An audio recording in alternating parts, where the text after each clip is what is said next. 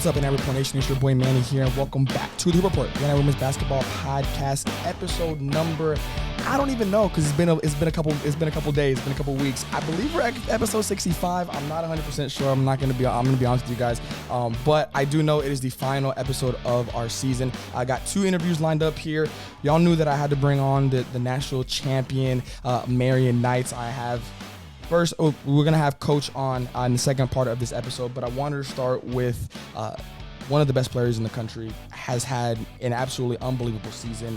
I think she capped off one of the best careers as a Marian Knight, period. Men's or women's basketball alike. I'm putting it up there. The GOATs. I'm putting it up there with the best of the best. And of course, I'm talking about Miss Abbey McNally. Abbey, thank you so much for coming on. Thank you so much for taking the time. I know we talked a little bit about it before we kind of started recording, but I know it's been probably hectic. A lot of celebrating, a lot of people coming over and saying congratulations, rightfully deserved, rightfully earned, honestly. But I do appreciate the time till we can talk a little bit about the season and just about how everything kind of panned out. Yeah, of course. Thanks for having me. But we'll get right into it. And I talked about it right there, obviously, 4-year player at Marian. You've been through the program. You've kind of helped build what it is, obviously, today, a national championship program. Did you envision this, 4 years ago? Like, did you envision the confetti, the red banner, how it fell, all that? Like, did you envision this when you stepped onto the campus of Marian 4 years ago? Yeah, I mean, I think in short, yes. I knew Marian was a team that won. And obviously, when I committed here, I wanted to be a national champion, and I knew that we were capable of doing that. I didn't envision like the journey that it took to get here, but I think everything that we've done, I mean, at least that I've done in the 4 years that I've been here, I think just makes the win as a senior a lot more special.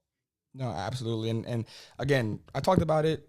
Your stat line, longer than a Chick-fil-A line. Easily, we could be here all episode just talking about your resume and what you've been able to do in those 4 years. I'll try and give you all the abbreviated version. We're talking about a 3-time now NAIA National All-American, 2-time first team, second team member, 2-time Crossroads Player of the Year, 3-time Defensive Player of the Year, Freshman of the Year in the Crossroads. Again, it can go on and on and on. But not to mention all the records you hold individually in the season, all that kind of stuff. Now adding a national championship to that list, how would you, going back and looking at that young Abbey, stepping on the campus, and if you told her this is what your resume will be like at the end, once it's all said and done, do you think she would have believed you? Do you think she would have said, absolutely, I expect nothing less? Like, kind of where do you think her mindset would have been at had you told her this is what the future holds for you?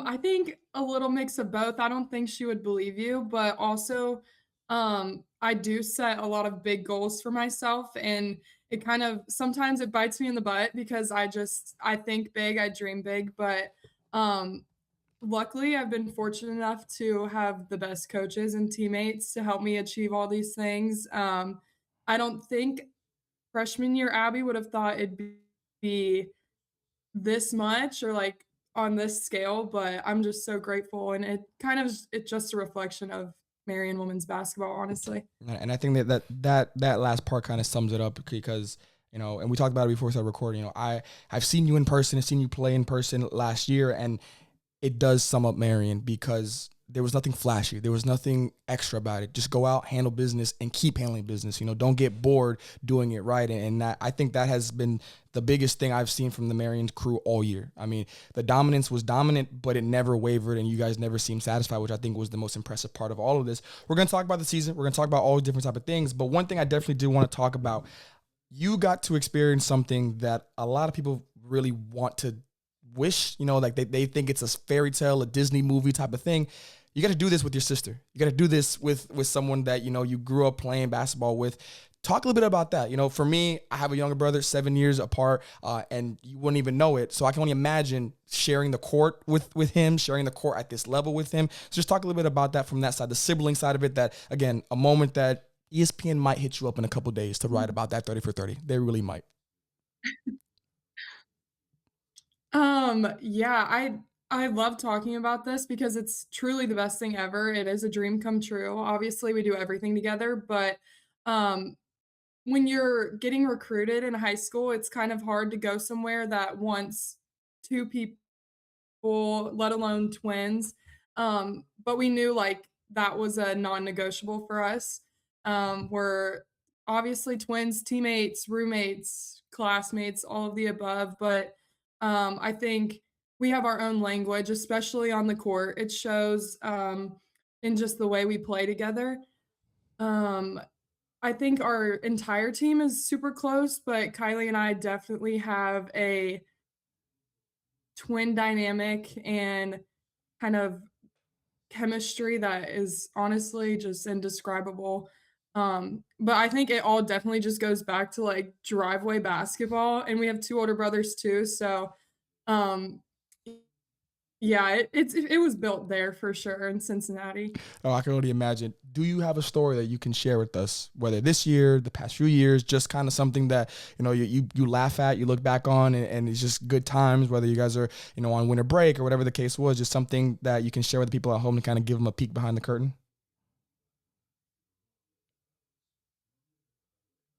Um, I think some of my favorite memories in basketball is when, the refs kinda call a foul on me, but then they'll give the foul to Kylie. So that's, like, some of my favorite things, when I never thought about that. she takes a foul for me on the basketball side, but, oh, yeah, no, it happens all the time, it's hilarious. It happened in Iowa too, and Kylie was like, "I took that foul for you," and I'm like, "You know what? We don't have to talk about it." Um, but I think outside of basketball, I mean, literally, Kylie's my best friend, we do everything together, so what you see is what you get, especially when it comes to, like, funny things and just who we are. Our personality is kind of an open book, and, if you see it once, that's literally who we are, so, yeah. That's wow. That's actually, I cannot believe I didn't think about that. Yeah, the referees probably do not like seeing. I'm sure the Crossroad League referees probably happy you guys are not going to be there next year to be able Yeah. to do those things. But again, talking about the Yeah. season, you guys, again, like I said, dominant all the way through. But the most impressive part of me was the defense. Obviously from watching you guys play multiple times throughout the year, it was, and I oftentimes described it as suffocating. Like, that's what it felt like. Just watching it on the TV, on the screen, you guys were everywhere. You guys were using your length, your athleticism. The ball pressure was ridiculous. It felt like there was no driving gaps, no passing lanes. Y'all are making some of the best teams in the country seem like they can't get into a flow. Where did that come from? Like, what was the talking point? Just kind of talk me through the whole process, honestly, of how a defense like that can be created for a championship run that it ended up being. I mean, um our coaches are gonna love that you just described our defense as that. That's definitely a compliment, and a reflection of, like, the style of play that they want, for our team. But I think the name of the game for Marian, at least, is defense. It's made clear during the recruiting process that if you wanna wear a Marian jersey, you have to be able to defend. Um, the whole, like, it's honestly true, and especially in but yeah, it's just a standard that we have at Marian, and we've had it all 4 years that I've been here, so yeah, it's just the culture that we've built, I guess. No, absolutely. And I do want to kind of ask you from that side of the ball. Again, we'll talk about your offense because you're a walking bucket. It's non-negotiable about that. Defensively, what game, let's take the postseason away from it, just talk about regular season. Is there a game where you felt like this is one of the best defensive games I've ever been a part of from a team standpoint? Like, is there a game that kind of stands out from that side of the ball where maybe you guys were just all on one accord the whole 40 minutes? Everybody just seemed to be where everybody needed to be. Like, is there a game like that you could point to from this season? I think 2 games come to mind specifically. I'd say, in the beginning of the season, the, Cumberland's game. I'd say that kind of laid the foundation early on for, like, the standard of defense that we wanted to play, and it was nice because it was early, so as the season progressed, we could kind of reflect on it and be like, "Hey, does everybody remember when we played all 5 positions, played defense for 40 minutes?" Um, and then also our Indiana Wesleyan game, I think, there's always a different kind of fire when we play them for obvious reasons, Mm-hmm. but I think, Yeah, we kind of were on all cylinders. We were kind of just connecting really well on the defensive end, during that game as well. And now let's take that same question over to the postseason side of things, conference and national tournament alike. Aside from the finals, obviously, I know that one's going to hold a different, special place in your heart. But is there a game from this tournament run or the conference postseason run where this game felt like that Cumberland's game? It felt like we were just locked in. We knew what the mission was, and we wanted to go out and execute it. I think, honestly, all of the games out there, we kind of had the same mentality of, all these teams deserve to be here. They've earned the right to be here. Um, so obviously everybody can score. When you get out there, everybody can play offense, but the biggest thing is we knew that we had to be able to stop teams from scoring and kind of our mindset when we got out there was jump on them early, Marian defense for 40 minutes. And I think obviously it worked out for us, but um, a game specifically, I can't really pinpoint one just because we had the same like defensive strategy for basically every team that we played when we were out there. So yeah, just kind of like standard defense and getting on them early was definitely the key for all of those games. I think the one for me was that Columbia College game because I was really excited for that game. Obviously, one of the best teams in the AMC versus one of the best teams in the country this season and for the past 4 years, honestly, especially as long as you've been there. And you all just seem to be so locked in. And obviously, it being your final home game at Marian, along with your fellow senior sisters. Talk a little bit about that. Obviously the game is over. I saw you guys, you all came out together. You all came out high-fiving and to the roar of the crowd for what you all have done. I mean, one of the winningest senior classes ever, honestly. Just talk a little bit about that senior class. This senior class right now for Marian, what has it felt like to be able to build something that can be capped off with that red banner being put up in the rafters? I think first of all those girls, like, our senior class is definitely special. I mean, obviously, I have my twin sister, but, Olivia and Kenna are 2 of my best friends, and, I talk about it all the time, like, Liv's coming back for her 5th year, and Kirby's going on to PT school, but, like, they're never gonna get rid of me no matter how long, like, we spend apart, distance, whatever, they're literally never gonna get rid of me. I hope they, are ready for all the FaceTime calls, but, um, I think honestly, 4 years together has gone so fast, but you learn a lot in this entire experience, and you grow as people and as players, and I think, within the first 2 years, we kind of went through a lot on the basketball end, and I think that made us stronger and, brought us together a lot more, um, especially just being young, and you have these seniors that you look up to, and you hope one day, like, I can have this big of an impact on the younger kids below me as well once I get there. So I think us leaving, I'm still so comfortable with us leaving just because of how much, like, we tried to pour into the younger girls, and I think we did a good job at, like, being leaders and kind of setting standards for them, but also we're so good at that because that's what the seniors did for us. So it's just like a continuum of good basketball, good friendships, good relationships, and just everything, honestly. One of the biggest changes, obviously, during your 4 years was, of course, Coach Santana now taking over the helm and being the head coach for the past 2 years. Obviously, she's been with the program and with you all 4 years, but now moving over to one chair over obviously makes a lot of difference.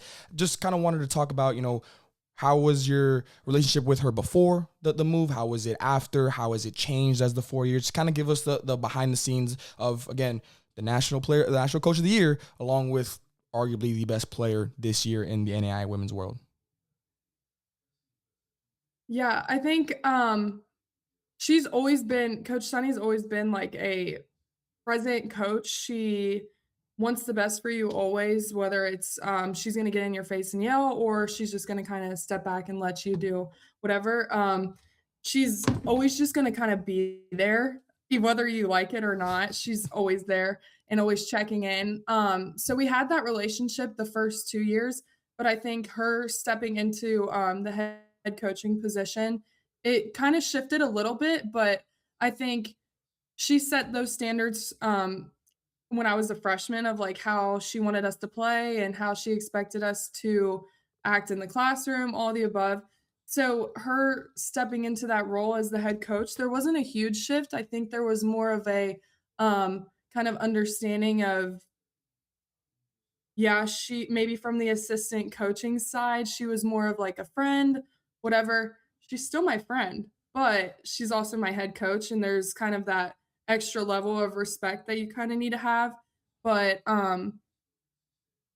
other outside of that, I think everything remained the same except for maybe a few more expectations of leadership roles, but again, with her, it's literally you see is what you get, similar to me and Kylie, so, um, yeah. What was it? Because obviously I have the numbers in front of me. We're going to get to. There was a significant jump for sure from your first 2 years to your last 2 years in a scoring and overall statistical standpoint.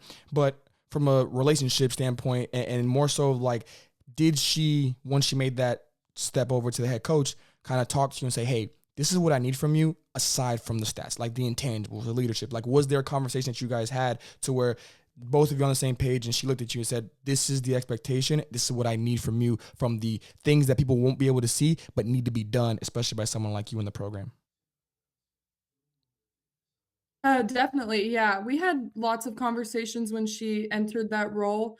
I also was the only returning player with any playing time or really experience, so that was a huge, aspect and kind of topic of conversation when we did have those meetings. But I think majority of those meetings consisted of, "Hey, I need you to kind of enter a new leadership role," in honestly, she's not one of those coaches that hones in on stats and, like, heavy numbers. It's more of like, "I want you to do your best and perform your best. I'm not gonna let you perform, less than I expect you to," kind of like thing. It was more of at least the meetings that when I spoke to her, it was more of, "Okay, you're the only player returning with playing time and these accolades, whatever, kind of just make sure everybody else is on the same page as you, and, from there, it was, again, just the same standards and goals that we've had since freshman year and just kind of resetting, getting a hitting the reset button and, entering a new season. Yeah. It's a heck of a reset because a reset in 2 years for national championship is one heck of a reset. That was a quick reset for sure. Coach might not be too much of a numbers guy of a numbers person, but I am. I went back. I looked at all 4 years and I saw those first two again. 11 and 8, 11 points, 8 rebounds in your first year, then 12 points, 9 rebounds your second year. Big jump, 19 and 13 that junior year, and then 20 and 11 this year to cap it all off. What was the shift? Like, what did you notice a shift from that sophomore to junior year? And obviously, everybody always talks about it. There's always a leap that junior year, whatever the case is, but people talk about it, doesn't always happen. Did you feel it going into the season? Did you realize it as the season kind of unfolded at the early parts of that junior year where, hey, things are moving a little bit differently? Was there a reason for it? Just kind of break it down for how you felt from that sophomore to junior year in terms of your play.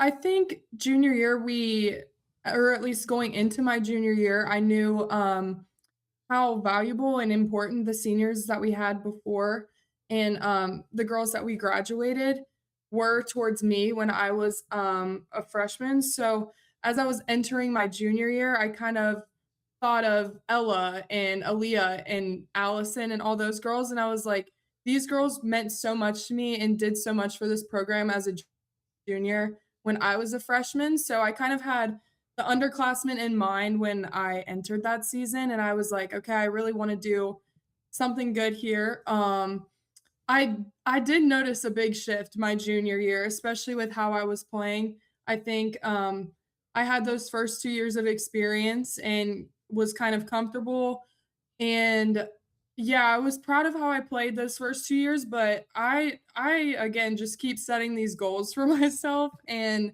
um, I had a lot of goals going into my junior year, especially with the coaching change, and, um, I don't know, I just kind of wanted to do something more, um, and then kind of a similar, thought process going into this last year. I was like, "Okay, we have 1 more year left, gotta give it all I got," so Yeah. That was it. It's very hard, and I'm sure you know this. So progression is not always linear. Growth is not always linear. But to see it like that, it takes a different type of player and a different type of level. And I definitely commend you for how hard that is. Because I mean, especially coming to this last year, I'm sure you knew, especially in the Crossroads play, everybody had you scouted. Everybody said we're gonna throw as many bodies as we can to her. We're gonna make her life as miserable as possible. But to still do what you've been doing is just unbelievable. And kind of goes to the next point that I had. Very few people in any basketball world can say that they've even sniffed 30 points. You've done that 4 times in your career, including setting and then resetting the record for most points in a single game at Marian, first 38 and then 39, obviously. Out of those 4 30-point games, take us through that moment in the game. When did you know it was hot? When did you know it was your night? Did you even know you were having 30? Like, just take some of us people who couldn't even dream about getting close to 30. We'd be cool with 15. No, she went there, go ahead and double that. Just take us through the mindset of a professional scorer such as yourself in those moments when you're shooting rocks into the ocean, honestly, and nothing can be stopped about it. Well, you know what's funny is I've never like thought of myself as an offensive player. I feel like me personally, like in high school, I've always been like defense, and like go rebound, whatever. Um, I am just lucky to have great teammates that know how to advance the ball and give me great passes. It makes my job a lot easier. So I think during those games, I just commend my teammates a ton because I'm like, hey, you guys are seeing the floor, you see me running. I think um, a good value to any team is a post player that can run the floor. So as soon as we get the rebound, whether it's me or somebody else and it's kicked out, I'm just guns blazing, going straight to the basket. And I have great teammates who know how to see the floor and can advance the ball up. But during those games, I don't ever think like, oh my gosh, I'm going to like break a record or like anything like that. I guess I'm just like, "Oh, wow, that's a big number," but usually it's like Liv coming up in my ear at a free throw, and she's like, "Hey, look, like, you got 28 points," or something like that. So, usually my teammates notice it before I do. I can imagine that's funny. That is very good. And something I've always noticed that a lot of the professional scorers don't say they view themselves as an offensive player. I think there's a trend there, people. I'm just gonna throw that out there. But obviously, you being a 4-year player at Marian means that you've gotten to know the Crossroads very well, and you talked about it. Some of the battles you've all had this year with St. Francis, years past with Indiana Wesleyan, even some of the years Taylor, Gosh, and Huntington, whatever the case is. You've had some of the best go on a day-to-day. Wednesdays and Saturdays were a fight. They were a dogfight for 4 years straight.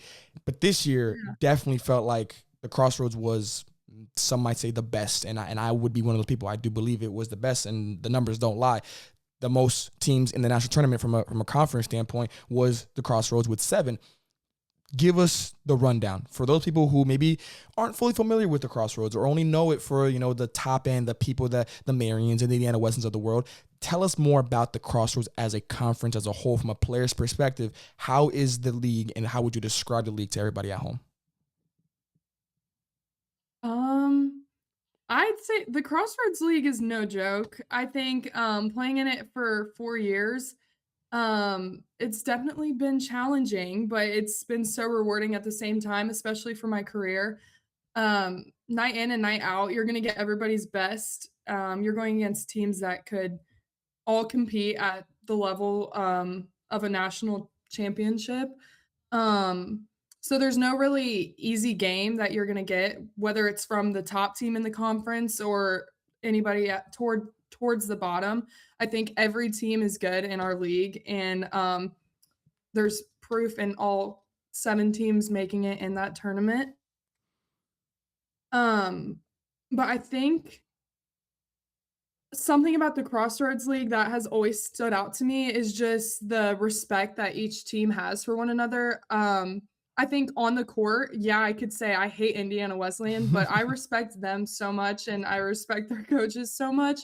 So it's like there's unspoken respect between each team, and you do build these relationships throughout the season with the coaches, with the girls you play against. But I think you definitely have to be mentally tough and disciplined, consistent, because everybody's good in the league. And I think winning it this year Definitely, it's special because it is a tough conference, and this year really proved that. I think there was no bad team in our conference, so, um, yeah. No, yeah, the crossroads. It was for me, obviously, first year, kind of do covering the whole NAIA women's world. It was one of the best ones that I've ever seen. Again, I think it was the best conference this year. From just talking about this year Mhm. specifically, so many upsets, so many teams catching fire different times of the year. We've got so many different just storylines to follow, obviously, and it was so much fun for me. Got two more questions for you here. First one, you talked about Marian, or we kind of talked a little bit about coming to Marian and that kind of stuff, but what what was your plan or what was your goal from a legacy standpoint when you stepped on campus? When you made it official, I'm going to be a knight for the next 4 years of my life. Now, with those 4 years coming close to an end in a couple of weeks here, do you feel like you've done that? Do you feel comfortable in saying, I did what I wanted to do, aside from the basketball, aside from the scoring, aside from the winning, because Lord knows you've done that. Do you think you've done the other parts of it that you really want to just improve the program better than where you found it? Mhm. I think on a personal level, I've definitely exceeded everything that I've wanted to do. Um, as a senior in high school, I honestly just wanted to get the opportunity to play at the next level. I never would have imagined I would have these record breaking games and be able to play with some of the girls that I've played with and against. But I'm so proud of everything that I've done here, and outside of basketball, I'm so proud of the classmate and person I am on campus. This I think Marian will always hold a special place in my heart for basketball reasons, but also just, the community here outside of athletics is just amazing, and it's exactly why I wanted to come here. I think everybody's rooting for you, whether it's just people in the area or alum alumni just reaching out. I think, this school is it's just so much more than basketball, and I keep saying that, but it's so true. I especially, like, not to get deep, but when my mom passed away, I heard from so many people in the Indianapolis area just reaching out, sending their condolences, and that's also I wanted to mention that about the Crossroads League. Every team reached out and every team made sure that we were okay, and I think that just speaks to this conference, that speaks to this community, this school, and everything, and I'm just so grateful that senior year of high school Abbey made the decision to come here because it's truly been the best 4 years of my life. I don't know. I really wanted to end it here because that was beautifully just beautiful. That was beautiful. I really, but I do want to give you the floor for this next question because and kind of piggybacking off what you just said at the end there, NAIA sports have definitely boomed as of late in the past few years, especially, post COVID and all that kind of stuff that they've, especially basketball, men's and women's alike, you can see it now. There's a lot more respect in that realm, for me personally, and I told people this all year really. I didn't know about the NAIA level when I came out of high school. But now I try to tell everybody as much as I can, hey, you want to get in on this when you can, especially if it's the right fit for you. Giving you the floor, like I said, for the next few moments here, tell that young high school, whether it's a young girl or a young boy that's looking to play at the next level, or maybe even a couple years, they're going to be that senior that doesn't know what to do next. Tell them why the NAIA world, not just the CrossFit, but the NAIA world as a whole, is something that they need to at least look into. Maybe it's not for everybody because again, it is a tough world out here. It is a tough world. It's not going to be easy. It's going to be challenging. You will be tested, but tell them if this is something that you really want to do and challenge yourself to become a better person. Forget just a player, but a better person. Tell them why they need to look at the NAIA for a little bit longer. Um, I'd say, like, just don't overlook the NAIA. I think coming out of high school, I didn't really know too much about the NAIA either, but, there's so much opportunity within the NAIA. The level of competition is real, and there's real talent. You get some of the best experiences, and you're gonna get that in the NAIA just as much as anywhere else you would go. If you're a younger athlete or somebody in high school kind of in that recruiting process, I'd say, um, no matter what, just find and focus on a place that is right for you and is going to value you, especially as a person. I think when you're in that recruiting process, you don't want to just heavily focus on your sport. You want to ask questions about school, about the community, about everything else going on at the school that you're talking to or looking at.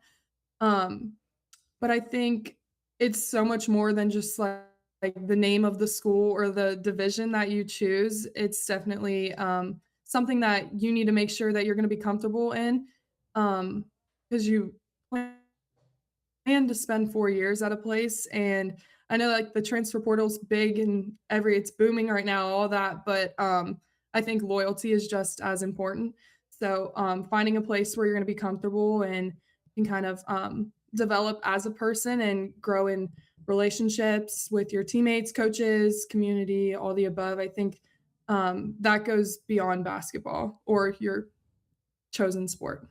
And honestly, and that's the last thing I kind of definitely wanted to commend you on. In a world where the transferring is the norm now, and you are used to 2-year players now, it honestly is rare for you to to see a 4-year player, let alone a 4-year player at your level, at your just continued production. I definitely want to give you your flowers for that, because I know it. I'm sure you don't gotta agree, but I'm sure people that came into you up just said, "Hey, you can do this. Hey, you can do that." It's right there for you if you want it. But like you said, loyalty, I think, is definitely a lost art nowadays. So whenever you see someone such as yourself and continuing to preach that, I think it's just something that should always be commended. So I definitely wanted to give you your flowers for that. Abby, so much. Thank you so much for this time. Obviously, I always knew the plan from the beginning of the year, final episode, was going to be the championship and tournament MVP.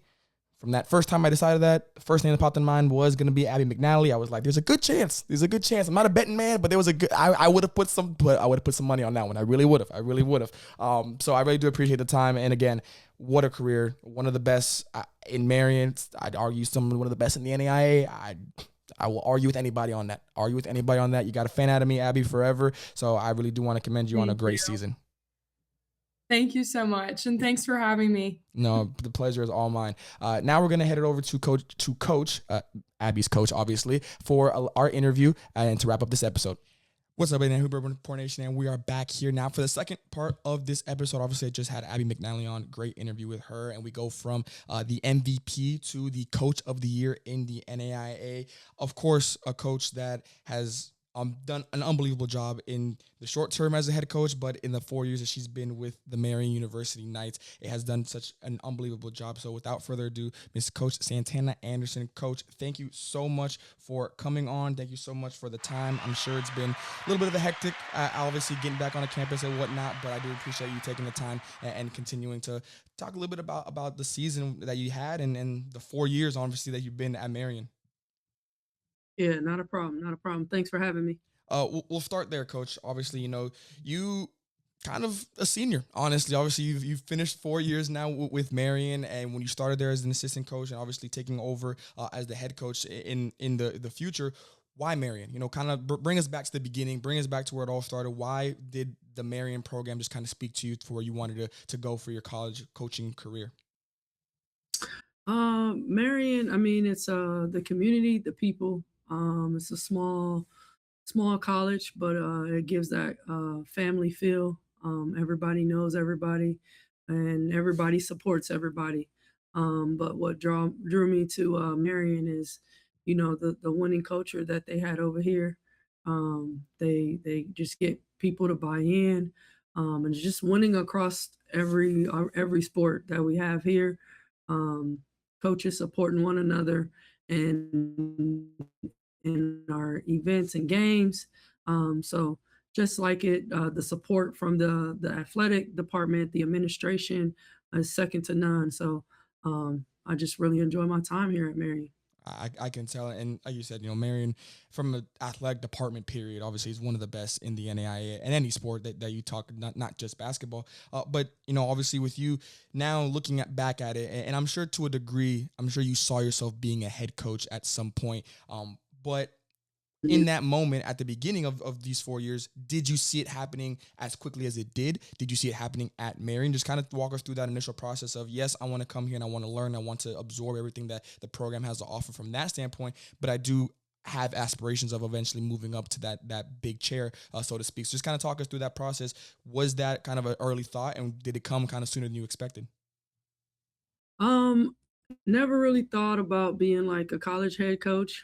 Came here really to kind of learn the game, learn, you know, just learn the ins and out about coaching because there's a lot of go into it that people really don't realize. The day to day operations behind the scenes. So kind of wanted to come and learn that, and then always look for opportunities to move up. But I never really thought about being a head coach. I knew it would happen like at some point, but not as soon as it happened. Um, but I always, the one thing I do, I have belief in myself and what I can bring to the table. I've always been that way as a player, and it kind of just has translated into me being a coach. I've always believed in my ability to do whatever I set my mind to do. Just the opportunity came, and there was no way that I could pass it up. Yeah, talk us through that day. Where do you remember where you were? Do you remember what you were doing when you got the call or the text or whatever that was that said you will be the next head coach for the Marian Knights women's basketball team? So I actually had to go like through like interview process. So I had an opportunity to meet with our athletic director, go through interview with him, kind of the ins and out of, what it looks like of running a program, running a team. I mean, that day it kind of talked about it. He said that he needed some time to think. And then he made a decision, and it was the happiest moment for me. But what was even more exciting for me is he informed me in front of the entire team. The girls were overly thrilled. And I just remember when he walked out of the office, out of the locker room, they just told me that day, like, Coach Sonny, we believe in you. And I told them that I believed in them, and that we were going to put in the work, and that I was going to make sure that they always were giving their best effort whenever they were on the floor. Absolutely, and that's such a beautiful moment. I can only imagine what that would have been like, not just for you all, but obviously just that whole moment as a group, and to share that moment with you must have been very special. Obviously, I'm sure you've gotten this question a lot, but I am curious now, at the end of the season, and 2 years into it, what has been the hardest transition from that assistant to head coach? Sliding over one chair, it might not seem like that much from the outside, but we both know how much goes into the behind the scenes. A lot of people always say coaching is really maybe 10% of basketball. Like, the rest of it is just other stuff that no one really gets to see. So what has been the hardest transition of being a head coach of, again, one of the best programs in the NAIA? I don't think there was like a hard transition. I kind of had my hands in a lot of things in the day-to-day operation as an assistant. The only thing that really has changed is basically building our schedule. And um, That's it. Managing the team, being the person that's in charge, calling all the shots has changed. But I still have my hand in everything as far as like behind the scenes. I'm very involved with what we do as far as like the things that we do within our program. I'm very involved with that, and so nothing really changed outside of just being the person in charge. And now everybody coming to you and with questions and stuff like that. So, but that to me is really the only thing that really changed. And then, just setting my mind on how we were going to offensively, obviously looking at our team, what's going to be the best, the offensive strategies for us, and defensively, what's going to be the best defensive strategies for us. So, kind of spent that summer kind of watching some film and kind of seeing how I can utilize each player. No, absolutely. And everybody's had, the welcome to whatever moments, whether it's welcome to college, welcome to whatever. What is your, welcome to coaching, college coaching, I should say, moment that you kind of look back on that first year that kind of maybe something people might not have realized? It could have been a practice thing, could have been an off the court thing, but is there a moment that you look back on that first year where that this was the moment that kind of hit you like, yeah, I'm a college head coach now? I would say, honestly, the first game, I was so nervous, just because, you know, I didn't know how our players were going to respond, being that it was the first game. And a lot of our kids didn't have that playing in-game experience outside of Abbey. So I was a little nervous as to, you finally are being able to see what you've been working on in practice the last 3 to 4 weeks. So you kind of, I was preparing myself to see like if what we were doing was working in practice. But just the nerves of overall the anticipation of building up of, being the person to, call the plays, make those adjustments and stuff like that, and just making sure, I'm my biggest critic, so I want to make sure that, I'm leading these young women the right way. So I would just say in that moment before coming out and walking out to join the team on the bench, just said a little prayer. But I would say like that's where it was like, you here now, and ain't no turning back. And so that if I can say like that would be the moment, that very first game that I coached in against Rochester Christian last year. Was that a home game? It was an away Oh, game. and it was an away game. Oh yeah, that It adds a was little an extra. away Yeah, game. I can imagine. If it was home, it'd be a little Yeah, bit easier. But I can imagine that yeah, first no, road game. I'm sure. yeah, yeah, Obviously, you can attest to this. Coaching is very much, see somebody, whether it's a mentor, whether it's a fellow coach that it's currently coaching with you. You like it. You take a couple, tweak it here, tweak it there, and then you make it your own. So how have you kind of grown from the mentors before you? Obviously, the initial staff when you got there, some of your other coaching friends maybe you talked to throughout the year. Just kind of where have you learned the most from the outside people, and how have you tweaked it to make it, your own and fit your coaching style with Marian? yeah. Going to different coaching clinics and learning off the people that are presenting there. I watch a lot of basketball. I'm a basketball fanatic.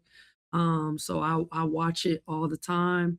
And just kind of just really like watching other coaches, and watching how they do things, and kind of just, whether it's a set that I see that they're running, how can I run this for our players? It may not be, as efficient as it is for that team, but kind of tweaking it to be able to run things for our kids.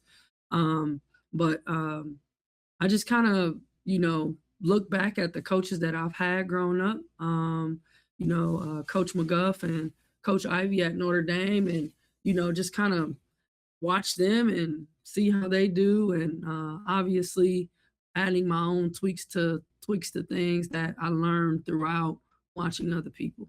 No, absolutely. We're gonna start talking about your team in a moment here, but I do want to ask, coaching and coaching style, just like, playing. Yeah, everybody has their unique style. Everybody has a certain way that they want to play the game, and same thing goes for coaching.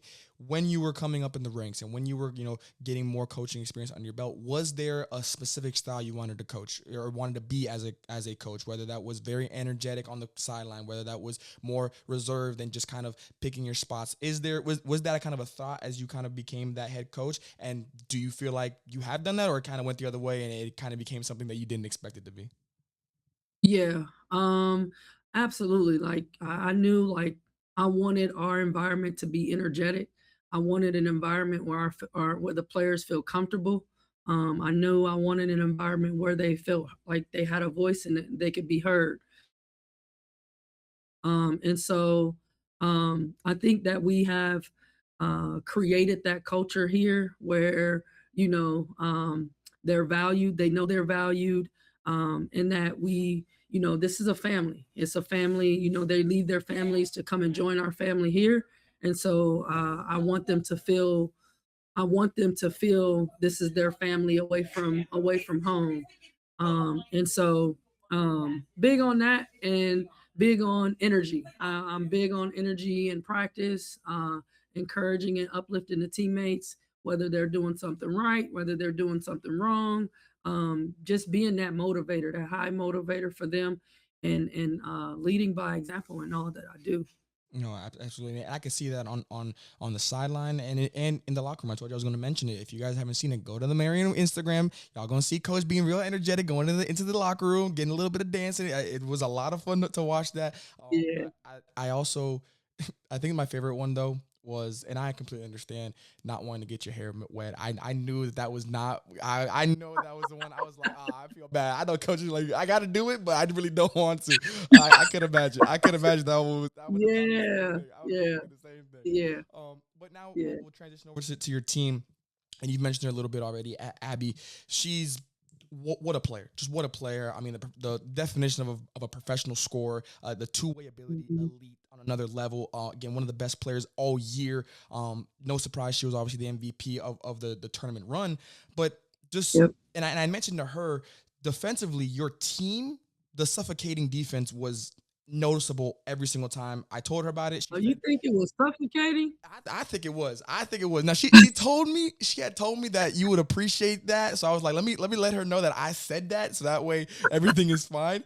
But that's what it looked like for me. And again, I don't know. I was just watching from the screen, but I watched it a few times and it felt like that. I felt like there was no driving gaps. I felt like every catch was hard. Every catch was almost at half court. It felt like those little things that people always harp on, but you all were doing it every single time down the court. What went into that first summer? You know, when you're talking about getting a defense and offensive scheme, what went into that defensive scheme that made you realize this is how I want it to be? And then how did you actually get it? Because it's one thing to think it, and it's another thing to bring it all out there on the court. Just talk us through that process, that first summer of building, I believe, one of the best defenses, if not the best defense in the NAIA right now. We wanted to be able to force the issue. I didn't want to allow teams to come in and be comfortable and get to their spots. We wanted to make that very difficult from the very beginning. And it helps when you have a Madison Bailey who can guard on the ball. I think I would say like she's one of the best on-ball defenders in the NAIA. Especially, I know a lot of people didn't think that last year. I think she put that on full display this year. But it just helps when you have those type of kids that, understand the lateral movement. After my first year, that was one of the goals that we came up as a team, that we wanted to improve our lateral movement. And we knew that if we became quicker and stronger within our lateral movement and just in our physicality altogether, that it will serve as a strength tool. So obviously, Coach, again, you said it, the defense was ridiculous, and maybe you didn't feel like it was suffocating. I feel like it was, and I wasn't even on the court. So I can only imagine how would have it been like for the people who had to play against you all. But, we talked about it a little bit earlier, basketball, there is a lot of see, adjust, take it, make it my own. What do you feel is the most unique thing about your specific defense? Even though all defenses are going to look very similar, you're all going to have your basic, how we play pick and rolls, how we do this, how we do that. What do you feel like is very unique about your specific defense, whether it's half court, full court, transition, whatever it is, that makes it such a tough, matchup every single night, no matter who y'all play against? I feel like, we practice a lot of different coverage and practice. And so I think the thing that is different about us is, we can press, we can get up and trap in the half court. We can get up and kind of, smother a little bit on ball defense, taking the vision of the passer away, being in our gaps, being in help side. We just honestly just practice it a lot. And we practice it so much that the kids don't have to think about it. They just do it because we practice our defense a lot. But I mean, I don't think it's anything special. I think it's just, making it difficult for people to score. That's really the objective is of our team, is to allow our defense to create offense for us. And that happened a lot this year. And a big catalyst for that was that young lady in white in number 11. I mean, Abbey McNally was having an absolutely unbelievable season, career. I've said it's one of the best Marian careers. It's going to be up there in the Mount Rushmores of Marian careers and of NAIA careers, period. Just talk to us about her and your relationship. Obviously, we talked about it when in her interview, and she knew the responsibility that she was going to have that junior year when she, like you said, was the only minutes player returning on the rotation. So that was going to be a lot to be asked of on her. But I went through the numbers with her. There was a significant jump from her numbers from that sophomore year to junior year, and it only went up even more this year, finishing her career averaging about 20 and 10 on any given night. Just talk about that relationship with her. What was it like from your perspective, having this, get a firsthand experience to her basketball ability on and off the court every single day? Yeah. So I just remember, having a one-on-one conversation with Abby, just telling her that, I didn't want to put too much pressure on her, but she knew that she was the only player back that had experience and that has started. And so the responsibility was a lot greater for her. And I think that, the work that she put in during the preseason coming into her junior year, that helped a lot. But I think we had a conversation about, just being a leader, and that Abby is the type of person where she's very easygoing, very goofy, easy to get along with. And so I just told her, you're going to have to take this team under your wing and lead them. And that's exactly what she did. I know everybody sees, like, Abby really don't care about scoring 29 points and getting however many rebounds. Abby cares about doing whatever is needed to help her team win, whether it's coming from her, whether it's coming from somebody else on the team. She doesn't really care about that. She's very, very appreciative of all the accolades that she gets. But she always credits her teammates because, she always says how it's not possible without them. And so I think that just speaks to, like, her selfless mindset, is that, there's no her without them. And honestly, there's no us without her. She understands her value. She allows me to coach her hard. She knows that she is held to the same standard that every player on this team is held to. She didn't get special privileges. If one person is getting yelled at, she's also getting yelled at. But I think she just embraced the role of being a leader, and rapping and taking the younger kids under her wing. I think she just embraced that, and she did a really, really good job at it, while also having to show up for our team. So our relationship, we have a great relationship off the court as we do on the court. And I think that just makes it so much easier for me to be able to coach her because, she ultimately knows that I care for her more as a person than I do as a player. But that really helps our relationship and really helps me to be able to, tell her, come on, Abby, get it together when she's not playing well. Probably not in that tone, but a little bit more stern and a little bit more probably choice words, but she gets it. And that's what she needs. I mean, as a coach, you have to understand, how your players need to be coached, and knowing that everyone needs to be coached different.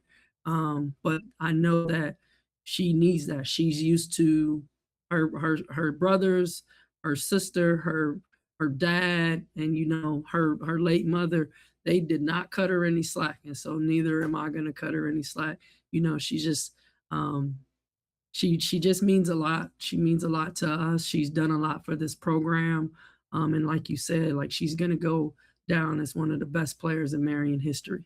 Absolutely, and I'm so glad that you said what you said at the beginning about, her approach to the scoring, because she said the same thing. She literally said she doesn't know how many points she has until someone tells her at the line towards the end of the game and says, hey, by the way, you're at, like, she never really knows that. And I think that's just the perfect sentiment to what you were saying. because if that's your leader, like you can't. It means nothing. It can't mean enough. I really should say, because that's just unbelievable. When your best player is doing that, it becomes such a contagious mindset all the way through. Abby's not Yep. the only one. Obviously, a lot of important players on this team, but I think this senior class, like I mentioned earlier, is very, connected with you because they were the first class that came in when you came in. So just talk a little about this senior class, about how Yeah. it was, for them as an assistant coach, as a head coach now, seeing them get ready for their next chapter in their lives. Just kind of talk a little bit about how that dynamic happens, because it's not very common. It's very rare, but it is very special when it does happen. Yeah. The growth. I just remember, them coming to campus, arriving here. Um, Abbey was by no means as good as she was or is now. And speaking of our other seniors, Kylie, Abby's twin, she initially in her first 2 years, she didn't get a lot of playing time, but you saw in practice. So just being able to uh, basically um, help her build her confidence and that belief in herself as a coach, her junior year. It was really, really special to watch, because I think the more she did it, the more she saw, you know, things started to work out for her. The more she believed, and so we talked a lot about confidence, going into their junior year, being confident in all that they do, and knowing that I was 100% confident in them, and just speaking life into them. But they have grown so much. Kirby, Kenna Kirby, she's another senior. Just has grown. That confidence has grown. Um, they just have grown on and off the floor. Really excited to see, post graduation. They're all going to grad school, so they want more school to, and to before they start their careers. But these kids have grown so much, and it's just kind of crazy that, I feel like they're my kids getting ready to go off and be adults. Just how much I've been able to see them grow, both on and off the court. They just um, really great kids, man. They're just so really good kids. They listen. Don't really give you too many problems, if not any. Like, they really don't give me a lot of issues. So really gonna miss them, and very appreciative for everything that they've meant to Marian and what the Marian community and what they've done for the school. But man, to capitalize their career the way we did with a national championship, it's not. I wanted it more for them. It's not about me. Um, it just means everything to see them in that moment, so excited, so happy, and see that all their hard work finally paid off. No, and I can tell just by the way you're talking about them, and I can tell you want to find the right words to be able to explain it, but it can be hard, especially because again, this group is different. This group is going to be different. It's going to be a group that just like you've seen them grow. I'm sure they've seen you grow, and maybe in some ways that they don't even realize it. So I know it can be it's that, Yeah, that different level of player coach relationship that really just goes past the four lines out there. Obviously, looking at the season, it wasn't smooth sailing. It might be hard to believe that, folks. I know, but it wasn't smooth sailing. There was some bumps throughout the way. Just I kind of want to go. Is there a moment or a game, a practice, whatever it is, where you looked back and said, "This is going to be a special season on the positive side," and then is there a game on the adversity side, we'll call it, whether it was a loss, whether it was just a tough game overall, but you knew this game is going to help us in what would become a national championship run? Where was the high point where you looked back and said, this team is going to do something very special this year? And then where was that point on the other end where it was hard, it might have been an ugly win, but we're going to need this when it comes back in March or whenever it would come back in the postseason? yeah. So I would say I knew that we were pretty good once we got through our non-conference schedule. So if you look at our non-conference schedule, I really built that schedule to kind of challenge us. We played multiple receiving votes, ranked teams. And I wanted that solely to prepare us for our opportunity in postseason play. And so when that was the whole objective in building that schedule, the non-conference schedule. So when we got through that schedule, I'm like, gosh, man, like we can be really, really good. And especially like, you know, we were beating a lot of good teams. We were beating a lot of good teams. And so I felt like in that moment, after we finished our non-conference schedule, I started to think like we can be good and we can really make this happen. When we started the season as a whole, I met with each player individually, and we had 3 goals. They wanted to be regular season conference champions, they wanted to be conference champions, and then they wanted to be national champions. And so, um, we and that was something in practice that I talked about all the time, you know, getting them to understand that if this is what you really want, we can't take days off. We have to seize every day and win every day, and get better. And that's just what we preached: get better and win every day. Um, when I kind of think, when I go back to think about what was the moment where I was like, I don't know, um, was our Huntington game. We lost that game at Huntington, and it was 2 days after we had just went and buried the twins' mom. And so in that moment after we lost that game, um, even when we were winning, because people were looking at the winning, and I was telling everybody, you know, we're winning, but there's things that we still need to get better at. And a lot of people, they just see the actual games, they don't see the practices and things like that. And so I'm never satisfied, want to look at ways to capitalize on getting better. Um, but I just remember after the Huntington game, coming back to my office, being here for till about 1:30, 2 o'clock in the morning, watching the game and trying to figure out, because it was never on the kids. It's always going to be on me. I take full responsibility, as in if there's something that I did not to prepare them for the game. So went back and watched the game. And then I kind of just felt like, man, like, are we taking a step backwards? Because even though we were winning, when you go back and you watch the film, it wasn't how we normally play. Um, and so I thought, you know, had a conversation with one of my assistants, and she felt the same way. She was like, I don't know, like, are we taking a step backwards? But we came in, we watched film, and we don't call them losses, we call them lessons. So we wanted to look at what we needed to get better at, what did we need to do better. And then I just remember, I'm just a person that's very strong in my faith. And so I just pray a whole lot, and I kind of look at the schedule and I'm like, look, we started the season 16-0. We lost to Huntington, and I said, if we can just get to, I believe it was the quarterfinals game, then we would be at 16-0 again, and then that would give us a good chance. And so it happened. It happened, and it's just a testament of the kids, their belief in each other. Um, they have a very strong relationship off the court, and I think that translated to help us. I know it helped us on the court be successful, because they really enjoy being around each other, not just on the court, but off the court as well.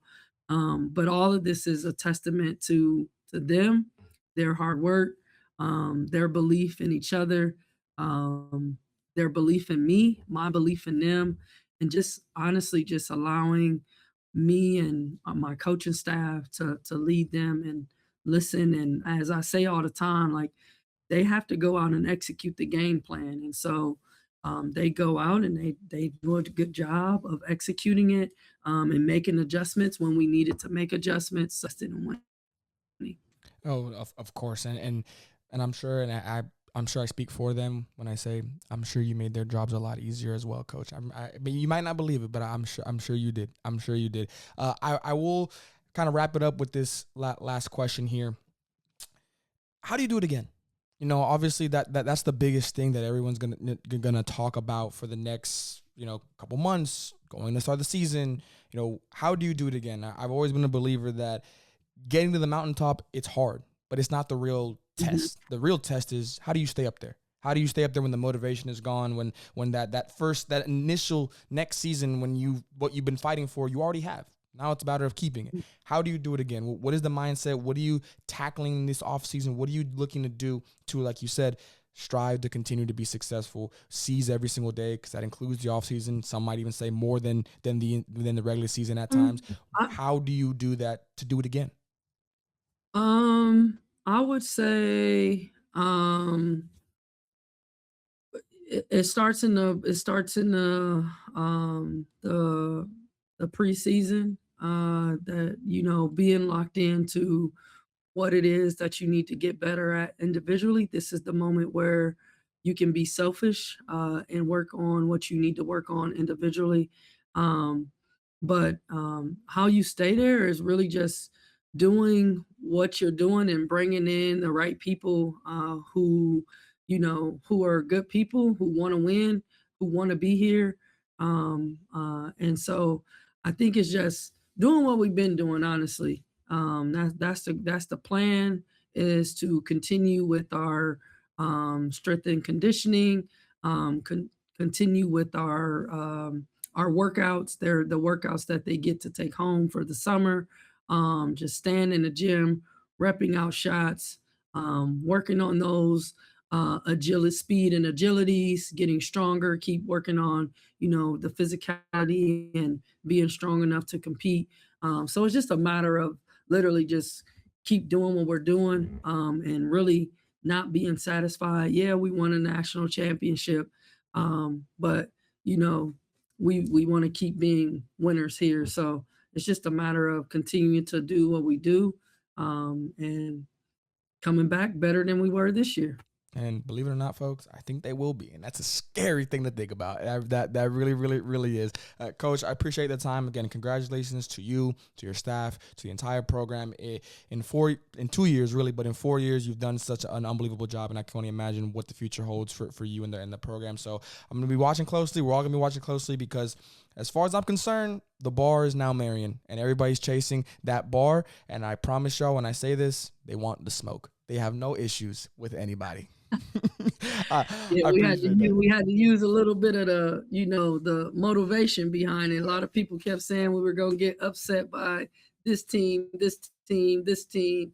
And honestly, our kids just used that as a little motivation, to keep going. So Yeah, absolutely. Well, Coach, I appreciate the time. Like I said, make sure you guys like, comment, subscribe, and we'll catch y'all next season. Peace.